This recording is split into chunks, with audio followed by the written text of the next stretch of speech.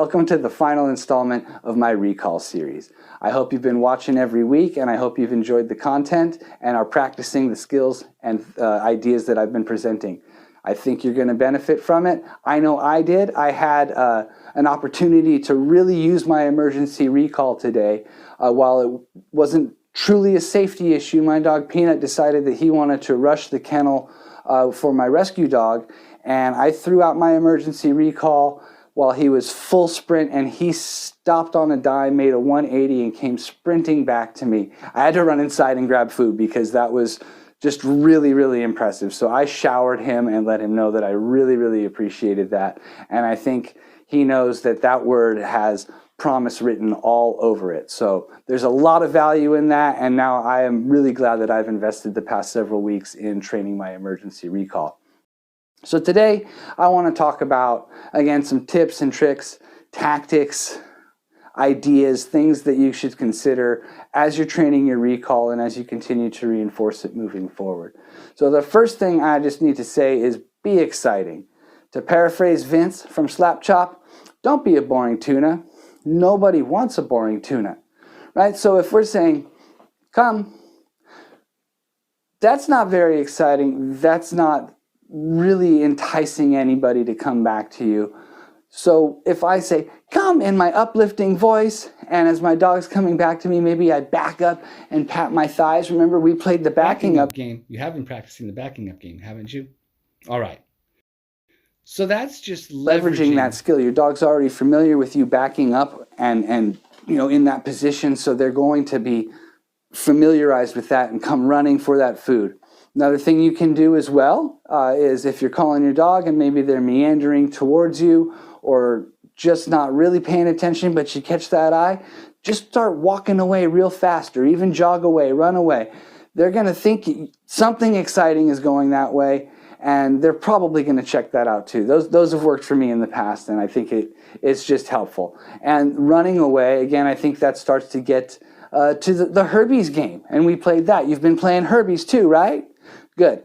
So those are both familiar, so you can really leverage that. Another consideration is just to acknowledge every time your dog comes back to you, solicited or not. As long as they're approaching you, you can sneak in or capture the approach with your cue. But even if they just get to you, just reward it. Acknowledge every single return. When you're in more exciting environments, really, really acknowledge the extra level of difficulty that your dog's overcome and reward the heck out of it. It's just going to continue to condition coming back to you as being a very, very amazing thing. And speaking of exciting environments, let's talk about exciting environments. Maybe it's the beach. I'm going to use the dog park for this example here because I think there is some issues here and there for people when they get to the dog park and they need to leave the dog park and their dog's just not coming back to them. The dog's out there having a blast. Why would they come back to you unless you've really, really practiced?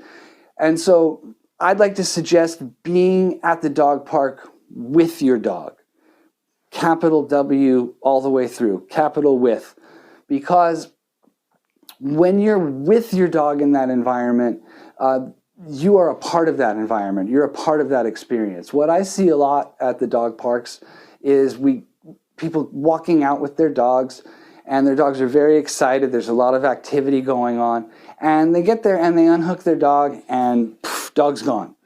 Dog's having a blast, don't get me wrong. The dog is running around with all of its friends. It's having a grand old time, but it's doing it all without its person.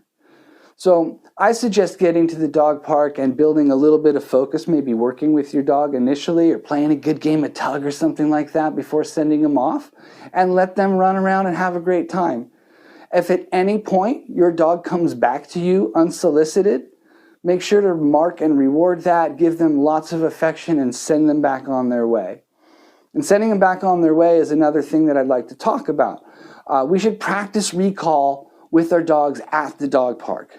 And by practice, what I mean is, practicing, but having them come back to us solicited, calling them over, and then giving them some rewards and adding some tactile touch, especially around the neck and the collar area, This way, they become accustomed to that contact. So when you actually have to leash them up, it's less of a deterrent, right? That they see the leash and they're like, oh man, playtime's over. I don't want playtime to be over.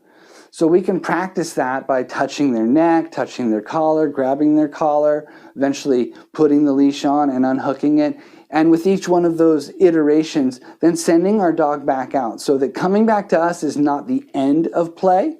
It's just coming back to us for rewards at that point, and there's other things that might happen that involve the leash.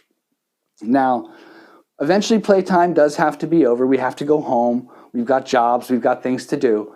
So another suggestion is to have waiting for your dog in the car, like a food stuffed Kong or a great yummy toy or a super awesome long chew bully stick or something like that. Something your dog finds really, really amazing that they can take a while to work on and enjoy that on the ride home.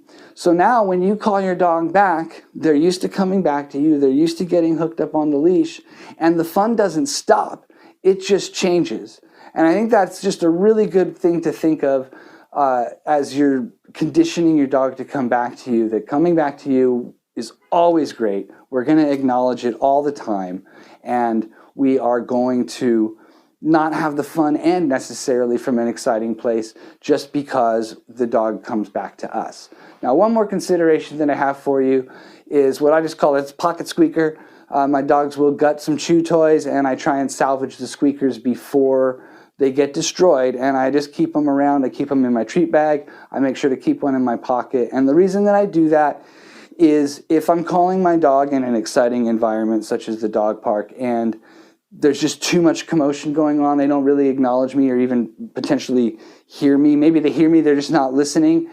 Regardless of what's really going on in their head, what I will do is instead of repeating the cue or calling my dog's name several times and having it just become white noise, I will break that with a squeak. And if I'm at the dog park, I generally get a lot of dogs' attentions, and many come running, so my dog will join the pack at that point. But I feel that it's just really helpful to put that fun, familiar sound out there to get the attention, and it gives you one more opportunity to call your dog in a fresh new way. You've just changed the environment, and it doesn't feel like you're repeating that name or that cue over and over again. So pocket squeakers, man, they get me out of a lot of trouble. So consider that. With that, I thank you all for watching every week. If you have, again, if you haven't, make sure to scroll down, check them all out, give us a like, subscribe, share, hit the notifications bell. Let me know what you'd like to see in future videos, and I will try and put that together for you. I appreciate you watching, and we'll see you next time.